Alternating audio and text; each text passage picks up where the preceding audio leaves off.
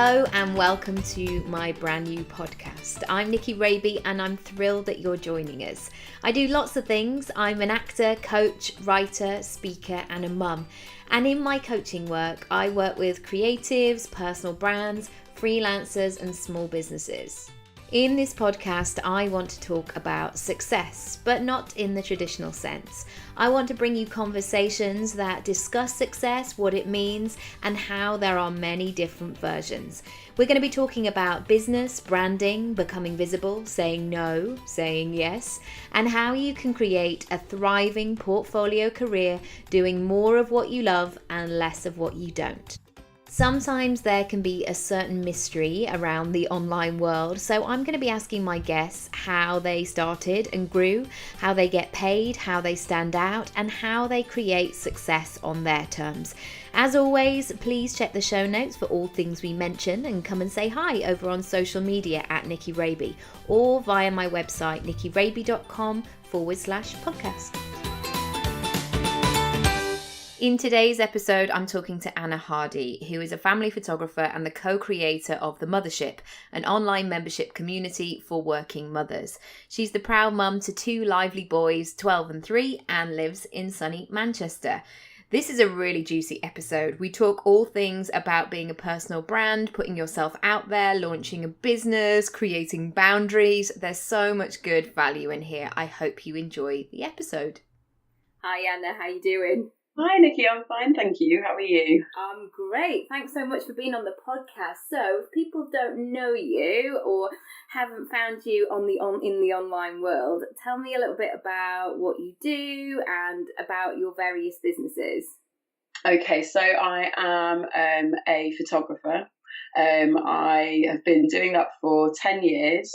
So that's just me in the business. So I've been sort of self-employed for 10 years. Primarily, to begin with, I was a wedding photographer.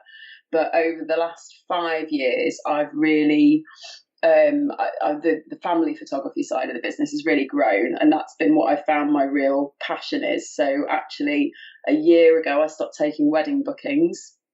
And I'm now fully focused on family photography. So I still have actually 3 more weddings to shoot, which we're already booked in. The wedding world is bizarre, isn't it? Yeah. And it's like, what are you doing in 2022? And you think, I'm not sure. Do you know what? That's not even a joke. I've got some photographer friends who've been getting 2021. In fact, I think one did get a 2022 inquiry last week. Yeah, I know, it's nuts, isn't it? But is it from someone who's like, I haven't met him yet, but yeah. I know he's just round the corner. Yeah, I'm just being prepared. Yeah, it wouldn't surprise me. I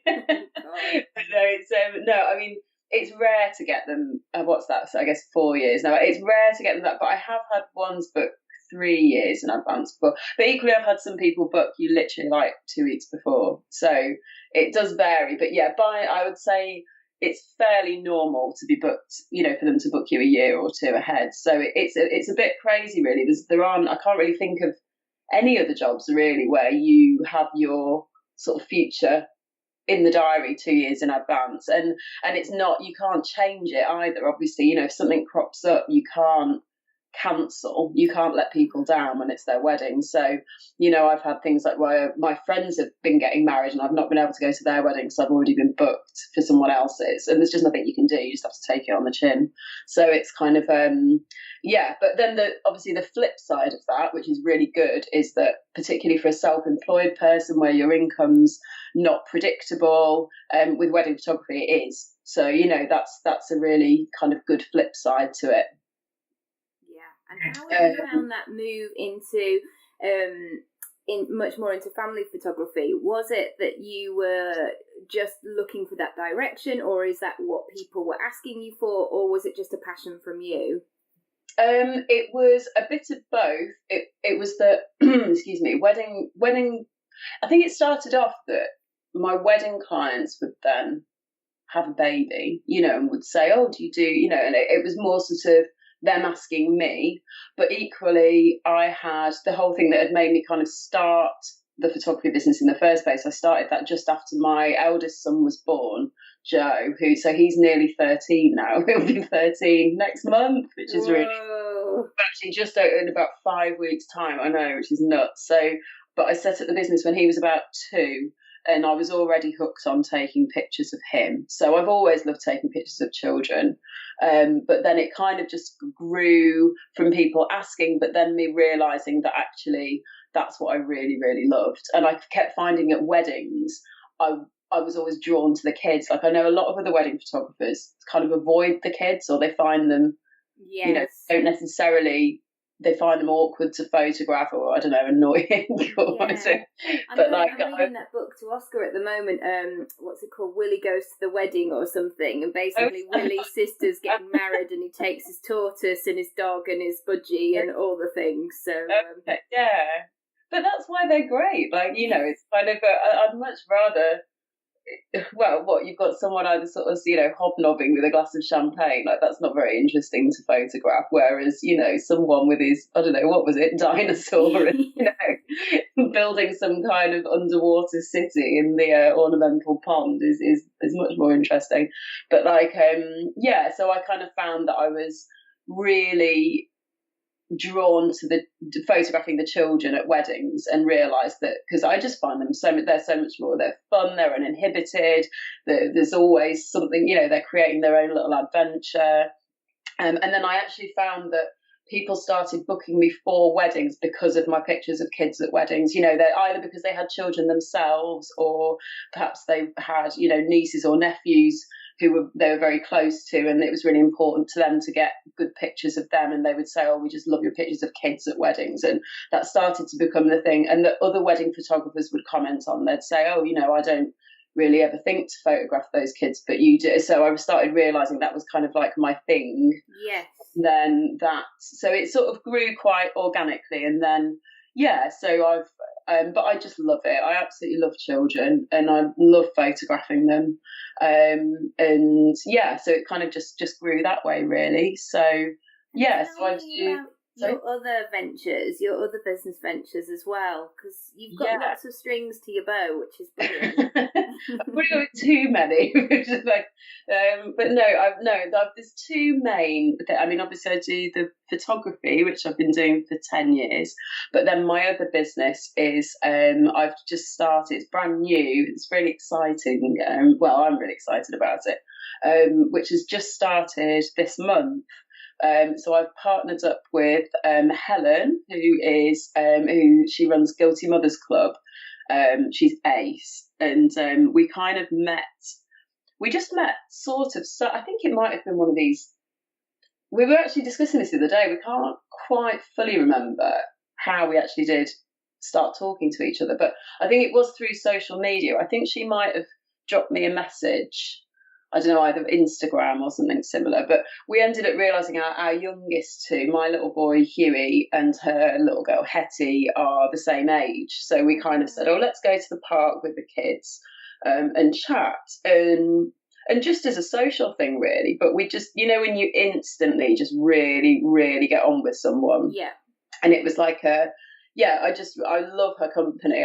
She's one of these people you just feel really good after you've been with her. She's ace.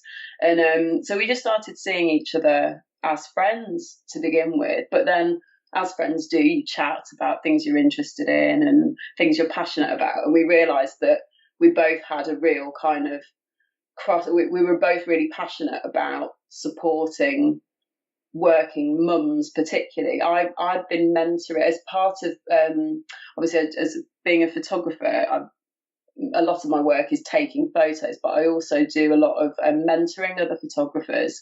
So I'll do kind of like one-to-one mentoring if they want some support, how to grow their business. And I also run workshops on family photography, teaching other photographers all about kind of running a family photography business. So, and I'd found that a lot of the concerns that I was hearing from people that I was mentoring, all around kind of like building your own business and getting the balance right, well, this elusive balance that no one has, never will do, but it was all kind of, those things kept getting raised. So I was feeling like and because I knew that I was wanting to stop shooting weddings, and I was kind of thinking about, well, what will replace it? in addition to family photography. And I was thinking actually sort of creative business mentoring, something that I'd be really interested in doing, because I kind of was already doing it with photographers, but a lot of the things that I was supporting them with were kind of applicable to any business, or to do sort of branding and marketing and, balance and all the rest of it. So we sort of got talking about that, and I was saying, I particularly feel that with mums, you just have this kind of double workload a lot of the time, and particularly sort of running your own business alongside being a mum has its own particular set of challenges. And obviously she was already, she's this huge sort of cheerleader for women. She had already been running lots of things around supporting women back into the workplace after maternity leave and helping them to sort of figure out if they wanted a change of direction, working out what that is. And so we just found that there was a lot of crossover, and the more we got chatting, the more we started realising that we're both really passionate about the same things and that we might be able to sort of join forces with it. So after months of chin wagging, basically, and then and a lot of coffee.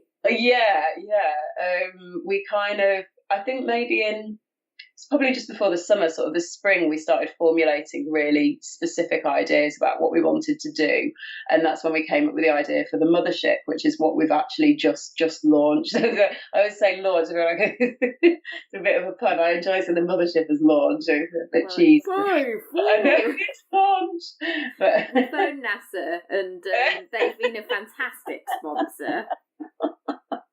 They have. Do you know what? Helen had to stop me. I was getting carried away with it. I was like, well, we can call this she was like, well, what do we call this area of the website? I'm like, the flight deck.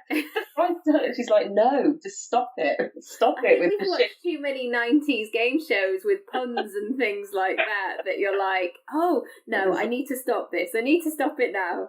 I know. I was like, what about the bridge? She's like, no, just stop. I will stop working with you. I think that's so interesting what you say about, personal branding and kind of making your skills and your talents into a business, because I find this a lot with clients and just conversations online, is that we all have our skills that we've learned and honed and have experience with over the years. But nobody really teaches you how to do it as a business, and not only on a practical level of like setting things up and what you need to do. I went to drama school years ago, and thank goodness we actually had a tax talk, because otherwise I wouldn't have done that, because I was one of the first self-employed people in my family. I certainly was the first actor, so there was a whole different ball game. But then also the mindset stuff of, am I good enough? Can I actually sell this? What do I charge? Are people going to think that I'm a bit of a wally to thinking that I can actually make a business from this? So have you found that a lot in terms of the mindset as well?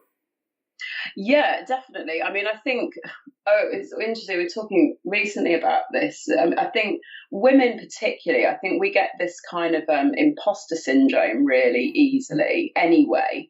Even if we are completely capable at something, I think, and it's possibly a generalisation. I'm sure some women don't get it, and I'm sure some men do, but I do think it's something that's a lot more typical of women. I think we kind of feel like we're sort of bluffing our way through things, or that, people are going to find out that we don't really know what we're doing with it, when actually we do. It's just, you kind of have, and particularly if it's something that you've not necessarily trained in, that you've got that. So for example, I did no training in photography whatsoever. I did an English literature degree, and I used to be a secondary school teacher teaching English. So it's kind of not, photography I didn't even pick up a camera till I was 23, so I think and I know that a lot of business owners are the same. Of all the photographers that I know, I reckon probably like 10-20% trained in it, and I'm sure it's the same with other businesses as well. You get a small contingent who've actually trained in that, but a lot of people have just discovered along the way that they happen to be good at it, or that they enjoy it, or both.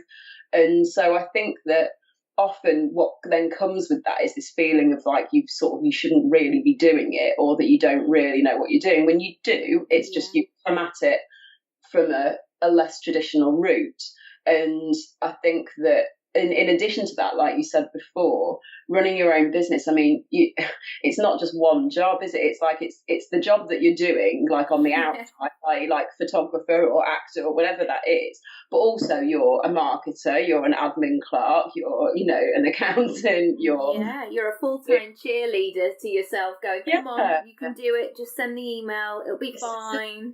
It's sort of like you've got like about 20 different hats that you're just constant, stock take, it's all sort of, it's just, you do everything, and it's very, and I think, it can be a real whirlwind, and obviously some of those you're going to be better at than others, and it's hard trying to kind of figure out what you need to be focusing your energy on, and what's the best way to do it. There's so much trial and error. But I think that, I mean, that's obviously very particular to self-employed women. But what I think when you said about sort of, it's about having particular sort of skills and mindset as well, I think that's a really good point, because, and that's true of any women, women or men, whether they're self-employed or employed, that a lot of the limitations that you end up encountering can be around your mindset and your confidence and feeling, am I able to do this? Am I on top of this? Am I good enough to do this? Can I convince other people that this is right? It's all those kind of skills. Like, so you do need to learn the sort of practical, how do I use Facebook, or how do I, keep my accounts and all the rest of it. But it's also about, how can I keep myself motivated? How can I build my confidence? How can I sort of sell what I do to people without feeling... You want to vomit a bit. Yeah, it's horrible. I mean, most people I know hate selling, and selling yourself. It's one thing selling. I find selling something that isn't something that I've made would be difficult enough, just selling in itself, but selling something that you've created, it's just really hard. It's hard.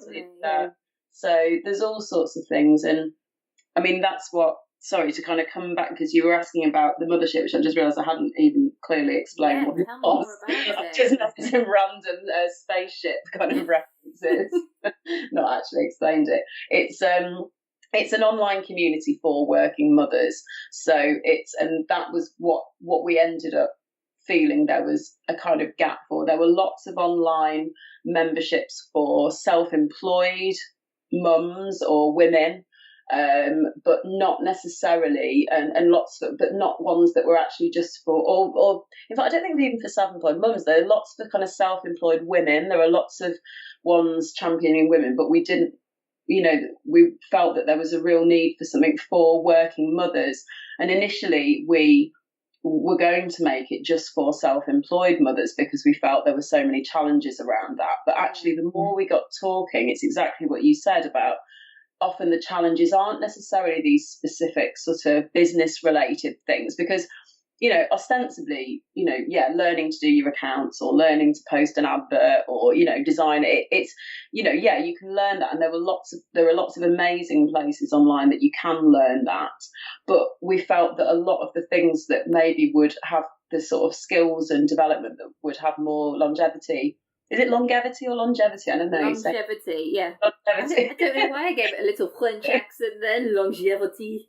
Oh, longevity. The ones that have the longevity. There's were things like these transferable skills that actually might be helpful in their personal lives as well. So things like confidence building, sort of negotiating, mindfulness, goal setting, all these kind of things that actually will help you in your business, but they will also help you, in life anyway, and to sort of have that confidence to push through with what you want to do.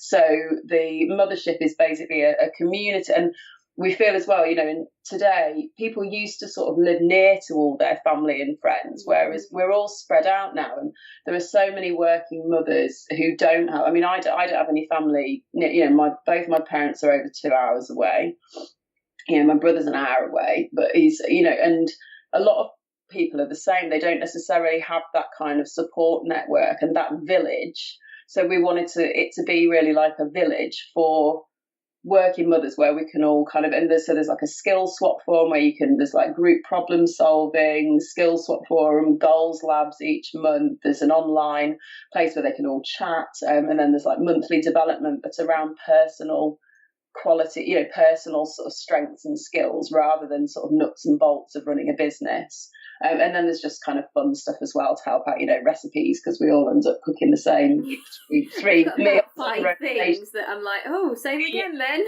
Exactly. So, things like that, and interviews with other working mothers and things like that. So it's sort of a bit like, describe it a bit like a sort of cooperative workspace come coffee shop magazine for working mothers, so where everyone can just kind of help each other out really, and hopefully ease the load a bit.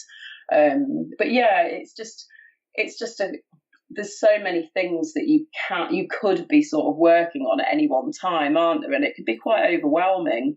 So I think, it's all, hopefully it's just trying to simplify things and just focus on, what you can do and one thing at a time, and just, developing those qualities that are going to help you to sort of tackle everything else, rather than adding 100 things to your to-do list. Sort of maybe learn better how to prioritize. Do you know what I mean? That's going to help you longer, rather than actually making a list of 25 tasks to do that you're never going to get the time to do. I think that's an interesting point, because I know, like myself, I do acting, coaching, writing, speaking, and I have obviously a mum as well.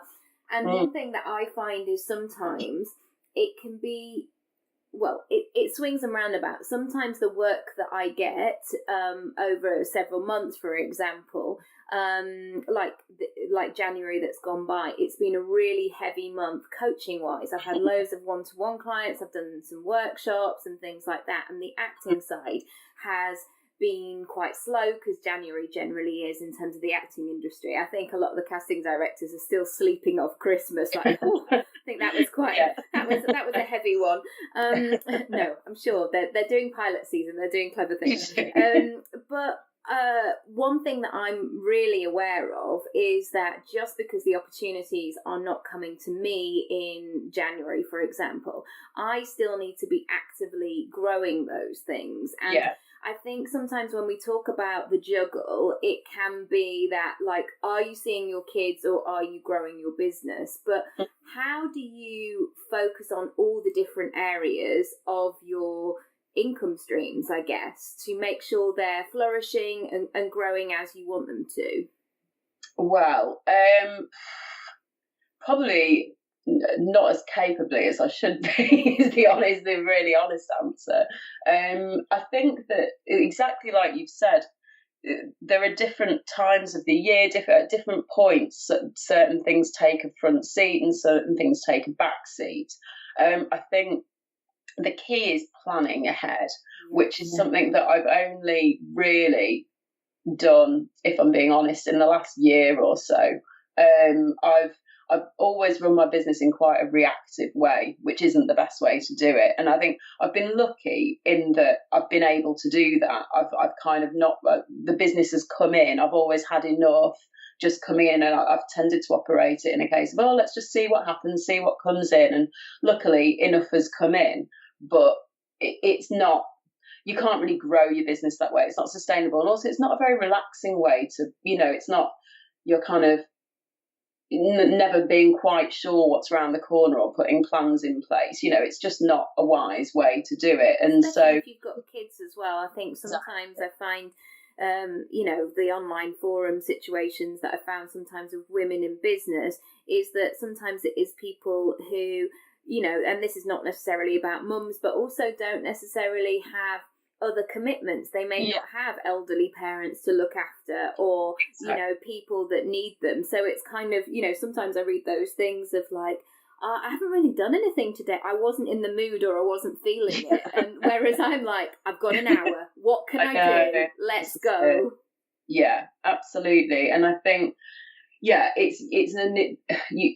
it's worth sort of trying to map out over the year, well, when are going to be, like, there are certain times of the year I know that I'm going to get a lot of family work booked in. So, for example, there's always a big rush before Christmas because people want family pictures to use for Christmas presents. Yes.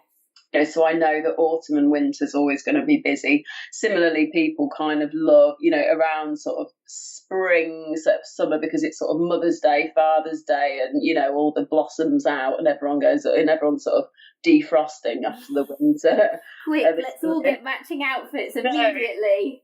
Spring around in the daffodils, like joyously. So yeah, everyone's kind of like coming back to life. And so I kind of know that those are hotspots. So the key is to sort of prepare for that and to know when your low spots are as well, because like you say, there are similarly parts of the year when business is going to be very slow.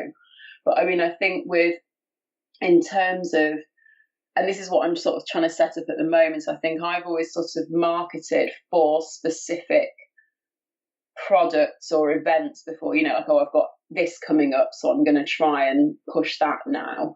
Whereas actually really what you should be doing, which is what I'm trying to sort of now get a much better system for, is marketing all year round. So it's like a kind of steady drip. You're keeping everyone aware of it. So, sort of email marketing, letting people know what you're doing, so that you're not just sort of springing up out of the blue, 1 week going, hi, please buy this, when people are sort of like, well, who's this? Where's she? Sending it and then not having a response and then going, oh no, I'm terrible. I'm so bad at what I do. And it's not, It's just people have to, it's that consistent flow, isn't it? Yeah, this is it. So I think sort of I'm disgracefully late to the party setting up an email newsletter. I know this is something that, this is the thing, I can advise other people. I know what I should be doing, but then I've not ended up doing half of it. But I think because you just get distracted with other things. I mean, it's not that I'm sitting twiddling my thumbs. There's always just things I think, well, I need to be doing this, I need to be doing that. But I think planning is the key. And actually, I've not been very good at prioritising before. I've probably spent time doing things that I would have been better spending. The newsletter, for example, spending a lot of time making a marketing campaign for a specific thing, when actually looking long term, I'd have been better off setting up the newsletters to, sort of, it's looking long term, playing the long game, rather than just sort of, okay, what's coming up in the next month. So I think, and also building that community. People have to sort of know you and trust you before they'll want to work with you. If you just kind of ping up out of nowhere going, hey, buy this, they're just, some might, but a lot won't. Whereas if they've grown to sort of know and like and trust you, then when you do bring something new to the table, they're much more likely to want to get involved with it. So I think that's what I've sort of learned in terms of managing the ups and downs, is to try and be a little bit more consistent, and, and don't, just know that they will come. Don't panic when it's quiet, but just spend the time putting irons in the fire, basically. Put irons in the fire. It's easy to look at what you need to do this week and this month, and of course you need to take care of that, but playing the long game and thinking, well, how can I put some irons in the fire that are going to serve me well in 6 months' time or a year's time, when things might be quiet, or when I'm going to need people listening. Let's sort of start it now. So true. I would love to talk about something you touched on, which is about negotiating and boundaries, because I guess when you started your photography business, it wasn't that thing you had to, I don't know, we may have done, but like, have you made mistakes over time where you're like, oh no, I totally should have asked for that in the first email, or I wish that I'd put that clause in place? I know it's something that my clients find really difficult, in sort of asking for what they want, and also being able to anticipate what they might need further down the line. How has that process been for you? Well, I mean, I think to a certain extent, it's impossible to know all the eventualities of how things are going to turn out. And I think definitely don't beat yourself up if you forget to put something in. And I mean, that happens, it still happens now. So like you just, something will happen, you think, that's because I didn't make that clear, or that's because or, you realise you forgot to charge for mileage, and then it's like, well, I could, but now it's not really fair to come back to them and say, oh, by the way, it's going to, so you just have to suck it up and pay for it yourself. So I find that what I've always done with things like that, if I realise, whenever I think, oh, that didn't go quite how I wanted or needed it to, I think, well, what did I do or what didn't I do that made that happen? Did I need another clause in my contract? Did I, so for example, I've not long ago added in one around retouching pictures, because I think my clients, because I've got quite a natural style of photography, I don't tend to really get people who want loads of retouching. Yeah. So I've never really written anything about it, whereas actually, do you know what? It wasn't even me. It happened to a friend. They ended up with a really tricky thing where a client just wanted them to basically change their appearance pretty much, and that's not what she does. She takes photographs. She's not a retoucher, and also sort of ethically don't really want to change. People don't want to change what they look like. They look lovely as they are. Do you know what I mean? Sometimes people, I've had that with headshots where people, I've got them back and I'm like, I don't really know who that is, and I only have to show it to my mum, and she's like, no, because she wants to see me. Not that my mum's a pushy mother at 36 by any means, but it is weird if pictures actually don't look like you. Yeah, exactly. I mean, I'll get rid of zits and stuff, or so everyone, if it's something that's like a temporary thing that's not part of that person, then of course, I'll get rid of that, no problem. But I'm not going to actually change what they look like. But I think some people do want that, and it made me think. And this friend of mine, she had a real palaver sort of negotiating that. So now I've kind of made sure, okay, well, I'm going to avoid the potential of that happening by making sure it's in the terms and conditions, what I do and don't do. And similarly, when I've come a cropper with, I've maybe forgot to charge them for mileage, or I've forgotten this, and I mean, there's a million different things. I'm trying to give examples, but I can't really think of any. But there are loads. I'm constantly tweaking my terms and conditions on the booking form, because something will happen, and I think, oh yeah, I could have avoided that if that had been in place, or if I'd asked this question on the booking form, or if I'd done it in that order, or so I'm constantly tweaking. But what I will always do is just always follow the customer's always right. If I've forgotten something and it means that I've missed out on 50 quid, well, it's just tough. I'm not gonna, I'd rather the clients be happy, but I just think, right, no, next time I can't do that again. So,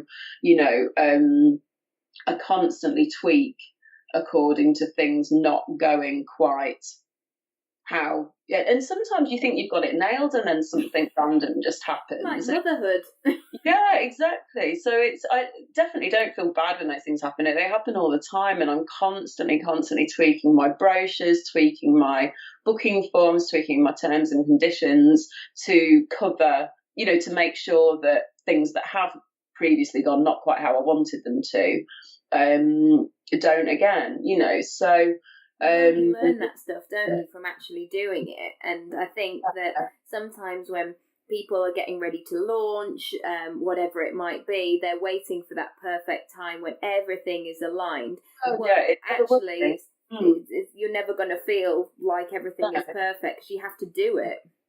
Yeah, exactly. And I mean, family photography, I've been doing family photography for 5 years now, and I'm still tweaking things, because I feel like I've got it all pretty finely tuned now, the process. But every now and then something will happen that's just like a random, and I'm like, oh, I didn't see that one coming. Okay, right, well, I'll change that, and then that won't happen again. So I mean, none of them are disastrous, but just little things where you think, right, no, I could make that better, or that wasn't quite what I wanted to happen, and and around managing expectations as well. And I think, it's definitely, you're never ever going to get it right from the start. And you asked about in terms of sort of being firm with things and negotiating. Well, I think that's a real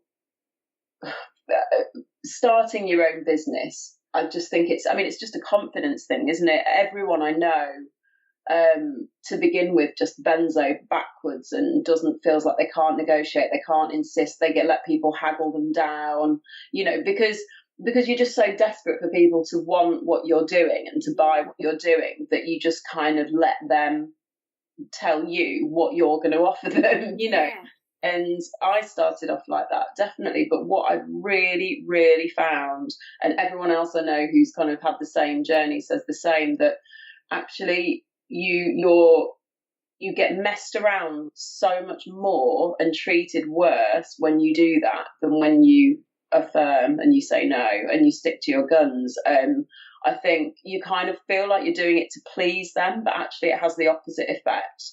And people don't respect what you do, so the more you kind of go, oh, well, okay, well, I'll not charge that price. I'll charge that price because that's what you've asked for. And I'll not do it in this way. I'll change what I do in this way because you wanted it a bit like that. And honestly, often it's these people who you end up with the most hassle with, or they're still not happy. It's kind of because, and I think it's the more you can kind of say, okay, this is what I do. This is how I do it. I know that, this is how I work. It's fine if you don't want that. If that's not your thing, that's no problem. But this is what I do. Do you want it or not? And ultimately, it's not in obviously. Not the, do you want it or not, babe? Yeah, that's like on the first page of my brochure. That's show me the money. Yeah. But I mean, it's that kind of thing of, it's fine. There isn't only one right way to do things. There are a million different types of photographer. There are a million different kinds of acting. There are a million different kinds of shops. There are a million different kinds of coach. There's everything. There's not one right or wrong way to do it, but knowing how you want to do it, what feels right for you, and then attracting like-minded people who want that same thing. That's what it's all about. And the less clear you are on what you offer, the more people will be confused about what you offer, and you'll attract people who aren't actually after the same thing as you. And there's a mismatch of expectations, a mismatch of of priorities, and ultimately you and they are going to end up dissatisfied. You'll get much more satisfied customers when you know who you are, what you offer, what's important to you, what's not important to you. You then design your business around that and you stick to it. And then the people who you work with will be on board. They get that and they feel in safe hands. Yeah. Someone kind of personal often as well. Yeah, I think sometimes if you get a no, like I actually, be honest, like I always am on the podcast, I had an email yesterday from a lady who said, I can't afford you. And immediately, of course, you go, oh, well, let me see if I could do, because we're pleasers and nurturers, let me see if I can give you a discount. That's what I thought in my head. But I thought, okay, that's fine. And she said, I will come back to you. And I thought, it's sometimes just having that moment to take a step back and remember what it is you're doing for somebody. And one thing that I found is, and now I don't do free work, but when I used to in the beginning, when I was launching my coaching business, sometimes you would give the moon on a stick to somebody, and because they weren't paying for it, they didn't value it. Exactly. Yeah. It's weird. You kind of, it sort of works the opposite way that your gut is telling you it does. It really, really does. I have, since my prices have been higher and I don't negotiate anymore on price, and since I've felt more confident in what I offer, and I know the value in what I offer, and I don't feel like, I know I'm not fleecing anyone. I know it's worth what I'm, when you kind of get to that point, you think, no, actually, this is reasonable and it's worth it, and I'm passionate about it, and I know I'm going to do a really great job for you, and this will totally be worth it. The clients that you get, so they feel that too. They're appreciative. They're happy to take your lead with things. They trust you. They feel safe with you. They know they're in safe hands. Whereas in the early days when you're kind of like, oh well, okay, I'll knock that off and I'll do this and I'll change. It's sort of like, if you imagine walking into a shop and going, oh, how much is that? And them telling you a price and you going, oh. And then go, oh, well, all right, we'll tell you what, I'll give it you for half. But immediately that shop will have kind of gone down in value. Do you know what I mean? You think, well, why was it that in the first place then? I'd be thinking, well, why are you just knocking half off now then? Is it not worth that? Is it, why when it's you doing it, you feel like you're helping them and you're being sustainable. But actually all you're doing is just kind of like destabilizing and devaluing what you're offering. It's really hard though, because you really want the business, you need the business, you're desperate for people to like and buy what you're doing. It's really hard, but the firmer you can be, and it's not just about being firm, but actually just about knowing that what you're offering is worth it, and getting that confidence of, and taking the time to make sure, I make sure that the products that I offer, I know they're really good quality. I know I use the best suppliers. I know how much time and care I spend on, the part of the process. So if you just make sure that what you're offering is good, then you can say with confidence, no, this is going to be worth it. This is worth it, and I'm passionate about it. And your passion and enthusiasm will show. They'll pick up on that. They'll appreciate that. Yeah, negotiation doesn't always have to be about money as well. I think it's that thing, for example, if I went to have a beauty treatment, not that I do particularly very often, but it's those kind of things. It doesn't necessarily have to be about price for me, but if somebody's going to throw in a nice robe and a sit down at the end of it, or a nice cup of tea or whatever it might be, those are the kind of added bonuses. So I think that's one thing that you can think about in your business, of how you can bring value, not just decrease the value, I guess. Yeah, I mean, the most that I will do now, if someone's really kind of intent on, sort of how it, or, I mean, I won't give things just because people, but if there's something that you think, okay, well, no, I'm willing to bend on it, then I'll give, it's like, well, what could I give them that will just make it that bit more special? I'm not going to reduce what things cost, but if it's sort of, you can make people feel special by giving them extras. And actually, I tend to not really do it with, like, if people just inquire out of the blue, because I just think, well, it's not fair on everyone else who's paid full price. I'm not going to sort of that's how I see it as well. I think that's a good way to see it. If you're feeling like, oh, but I should be offering discounts because you're more thinking about how you feel, I try and think about it from my client's point of view, that, well, if what of all the people who've paid full price, it's not then fair on them to start just randomly giving people discounts just because they've asked, so. But what I do is I give extras to, like, returning clients, or if people refer me, so it's like a thank you. So, if they've referred their friend, or if they've come back to me for another shoot, then I make sure I give them extra. Brilliant. So they get more, and it's a way of thanking them. You can show that you appreciate it and that you're happy to sort of bend, but not sort of just indiscriminately just because someone's just demanded it randomly out of the blue. Kind of a Veruca Salt moment. Yeah, exactly. And the people who I really want to give extras to, the people who are, you sort of about, and who've been, they're your tribe. They're your, I think it's worth, spend your time working out how you can please your tribe rather than just random inquiries. That's a really good point, because I think sometimes we can focus on the new and actually just take care of the people who do get you or do understand your value and help those, because it always comes back around. I just wanted to do a few quick fire questions with you just to finish off, which is, what is the best thing about your life and business lifestyle situation? Well, flexibility, definitely. The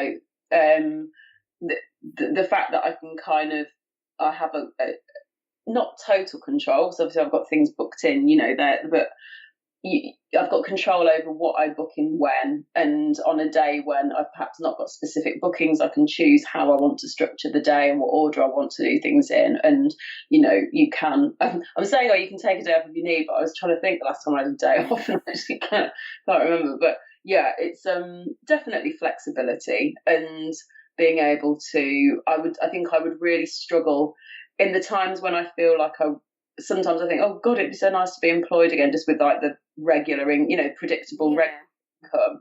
And I do have times like that. But then I just think, I don't actually think I could do it now. I don't think I could go back to being told when I need to be and where I need to be and when. And I find it so slow as well. It's terrible. I've done a few gigs for companies, gigs, not like rock and roll stuff, but like, speaking gigs and things like that. And sometimes just to get a form signed, when you're like, come on guys, you can just sign this form. Like it's going to be fine. Like I just need your signature and, even those things like that. Whereas I think when we have our own creative businesses, I come up with something, I implement it, I pull it together, I get people on board that I need, and it's a bit go, go, go. So that's really good. Definitely. And variety, as well, like flexibility and variety. I love, that you can I can have like alone time in front of the computer, just squirreling away, work if I feel like I just want to kind of hunker down and do that, but then you can be out meeting, it's, variety and flexibility, I think. Amazing. And what tools or resources have really helped you to accelerate your business? Well, I would definitely say goal setting, which is, like I said, I've only really started doing in the last year, and I've noticed there's a massive difference. Taking the time each quarter, each month, and at the start of each week and day, to work out what am I working towards right now. Not annual ones, because it's too long. The 5-year plan is way too scary. Oh, it's just like, well, God, I've no idea what I'll be doing in 5 years. Like, it's pointless even trying to guess, really. I think. Okay, it's good to have like you might have a dream of where you want to be then, but chances are by the time you get there, it'll be something different anyway. You'll have, think how many changes have happened over the last 5 years. There's going to be just that same or more changes again, So I think, sort of 3 months quarterly, thinking what do I want to achieve now in this next 3 months, and then breaking that down, and then, doing that on like a monthly, weekly, daily, definitely has really, really helped. So and actually the other tool, which sounds like a silly one, and it's very unenvironmentally friendly, so I'm really sorry about this, is putting tasks on Post-it notes instead of on a list. Actually, it's Helen from Guilty Mother, who I've partnered up with. She's like organisation queen. She's amazing, and she was the one who put me onto this, and it's been like a game changer, because I always used to have like a million lists, and these lists that you never end up crossing everything off, and the things that you did put at the top then become towards the bottom, or and you're constantly like, I used to number them then, like in order of priority, and then your priorities change, so you scribble it out, and then you have to write a new list and blah blah blah. And whereas now each individual task goes on a separate Post-it, and I have like a sheet of paper on the wall and you can reorder them really easily, when you kind of if priorities change, and there's no, it's satisfying like crossing something off a list, but scrunching up a Post-it note and chucking it in the bin. Again, sorry, environment, recycle. Sorry, I said chuck it in the bin, chuck it in the recycling. Yes, whilst you're knitting your own yogurt pot. Is really, really satisfying, and it just feels a lot clearer seeing what you need to do and when. And I now have like half of the board. The left-hand side is all Post-its of tasks that need to be done this month, and then other ones that are like not urgent for this month go on the other side. Whereas if they were all on the same list, it looks really overwhelming, like, oh, I've got all these things. Whereas actually I can just kind of look on the left-hand side and see them and pull them off each day, the ones that I want to tackle, and then you can chuck them in the bin when they're done. So, yeah. Oh, I've got loads of Post-it notes in the cupboard, actually, so I'm going to try that. That sounds great.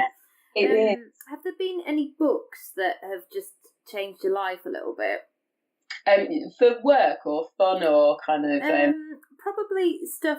well, either, actually. They're always good, because I think sometimes... this has been something that's really helped me, is looking outside my industry, because if I look too much at other coaches or other actors, you can kind of get stuck, and what you can do is end up sort of trying to replicate what's going on, whereas if you look at other things going on, it's been really helpful. So either, really. Well, definitely a book that's made a really big difference to how well I feel I can kind of plan work and feel on top of things is The One Thing by Gary Keller. And it was our first, in the mothership, we have a book club each month where there's like one for work book and one for fun book, and we chose The One Thing as our first work one for the book club, because it's the sort of the principle behind it is that you've got your heads full of 30 things that you should be doing at any but the kind of the crux of it is saying, what is the one thing that if I did that would make the biggest difference taking me towards where I want to be. And so it's kind of thinking, well, you can't do everything. And actually, the book's also saying, you know, we see multitasking as like this. It's seen as this good thing, this sort of skill. Oh, I'm really good at multitasking, but you say actually it's bad. It's not good to multitask. If you're doing 5 different things at once, you're probably not doing any of them very well, you know, and you're just feeling flustered. And actually, principle is that it's much better to focus on one thing that's really going to make a difference and get that done. And then once that's done, then you ask the question again, now what is the one thing? So I think taking that book was really good at sort of making me feel like actually busy and multitasking. I was thinking that that's a good thing, but it isn't. And actually just focusing down and tackling one thing at a time. And it really does work. It's much better. I'll add it to the show notes. I'm sure it'll be really useful for lots of people. Yeah, it's great. You get it on audiobook. I listened to it on audiobook initially, but actually now I've bought the paper copy because I like it. Oh, brilliant. My audiobook subscription changes today, and I'm literally desperate waiting for the payment to go through just so I can download something else. I'm such a geek. I love reading. So what advice would you give your teenage self? Enjoy having a body that's not really saggy. Right. Probably. I know. Why was I so paranoid about my body? I was so thin. I know. It's a crime, isn't it? You kind of look back and think, what are you thinking? But no. I think, be more respectful and considerate to your poor parents, I think, actually, as well. No. Now having my son's about to become a teenager and is already demonstrating the hormonal the change is happening, the transformation's happening. I'm kind of like, and I'm thinking back to, you know, things that I said and did then to my parents, and I'm like, oh God, they're thinking it's hilarious. They're sort of watching stuff that Joe's doing and they're going, yeah, it's really annoying, isn't it, Anna? Isn't it? Loving it, absolutely loving it. But no, I mean, I think just get stuck into it. I don't know that I would really. Just get stuck into whatever you want to get stuck into, you know, go for it, have adventures, and don't be frightened of things. I think all the things that have been the scariest in my life have been the things that have been most worthwhile. So kind of don't, you know, the whole, the cliche, isn't it? Like, you know, feel the fear and do it anyway. It's kind of all the best things in life are the scariest things. And I think just don't be too scared. Just that's a bit really cheesy, isn't it? No, it's true, because again, nobody teaches you this stuff. People at school teach you to get on with things, and actually getting on with something is not just one single action for people. We all learn and action stuff in very different ways and need different things. So I think if you can find out what's going to work for you, that is key to, you know, moving forward and not being scared. And finally, if people want to come and find out more or be shot by you, not with a gun, for you to take their photos and also find out about the mothership, where should they go? I'll add it all to the show notes as well. Oh, thank you. Well, if it's photography for a shoot, they can visit my website, which actually currently still has weddings on it, although in a couple of weeks' time it won't. I've not yet got around to updating that.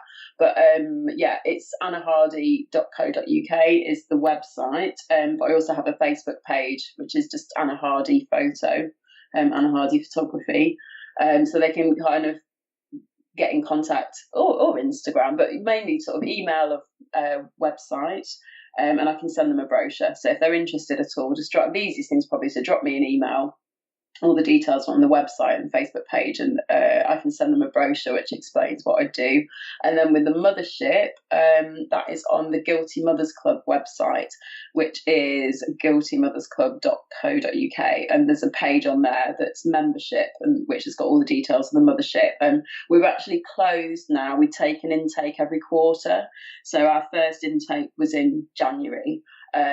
So they're all sort of on board now, and then we're opening the doors again at the start of April. So, but you can, if you go onto the website, there is, you can register, you just pop your name and email in, and that'll pop you on the Mothership newsletter. So we can then send out, we'll let you know when, the doors are about to open again, and any information that you need. So, and along with that, you'd then get sent a brochure about it. So, yeah, signing up to the newsletter really for the Mothership, and visiting, visiting the website or my Facebook page for photography.